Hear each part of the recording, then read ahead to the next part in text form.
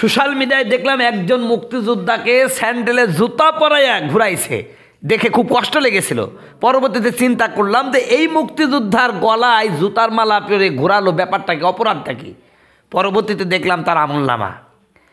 তিনি মুক্তিযোদ্ধা, সম্মান করি, কিন্তু তিনি যে অকাম কুকামগুলো করেছে এগুলো আবু জাহেলকেও হার মানায় দিয়েছে।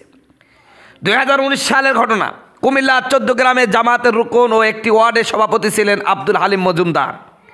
একদিন শীতের সকালে শুধুমাত্র জামাত করার অপরাধে কুলিয়ারা হাই স্কুলের পাশের পুকুরে লাথি মারতে মারতে পানিতে ফেলে দেয় আব্দুল হাই কানু ও তার সন্ত্রাসী বাহিনী।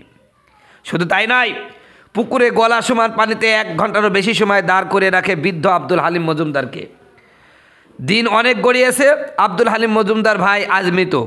সেদিনের অপমান ভুলতে পারেনি সম্ভ্রান্ত সেই পরিবার।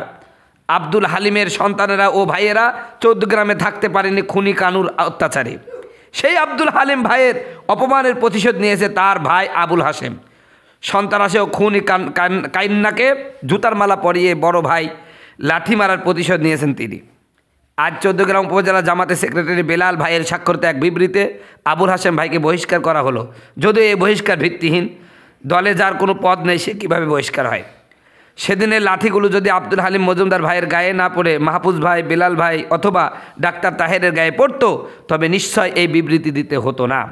সম্মানিত বন্ধুগণ, আমার ভাইয়ের আমার, তাহলে আমরা বুঝতে পারলাম যে এই কানু মুক্তিযোদ্ধার আমলনামা, যিনি এর আগে আজকের যেই অবস্থানে একজন মুক্তিযোদ্ধা হওয়ার পরও জনগণের তোপের মুখে পড়লেন, মালায় জুতা পরা লাগলো।